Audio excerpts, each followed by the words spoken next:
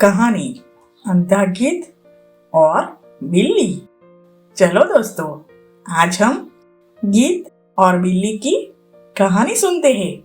एक बार की बात है, एक घने जंगल में एक पेड़ पर बहुत सारे पक्षी रहते थे। उस पेड़ पर एक गीत रहता था। वह अंधा था और सभी पक्षी अपने बच्चों की रक्षा की जिम्मेदारी उस गीत को सौंपते थे और बदले में वे गीत को भोजन देते थे। पास में ही एक बिल्ली रहती थी। वह बिल्ली सब कुछ देखती रहती थी। उसे पता चला कि गीत अंधा है और बूढ़ा भी है। एक दिन बिल्ली की बुरी नजर उस पक्षी के बच्चे पर पड़ी।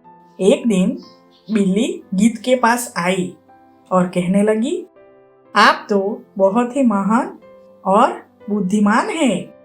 आपके ज्ञान की चर्चा सारे जंगल में है, इसलिए मैं आपके पास ज्ञान लेने आई हूँ। कृपया मुझे अपना ज्ञान दीजिए। यह सुनकर गीत बिल्ली की बातों में आ गया और ज्ञान की बातें करने लगा।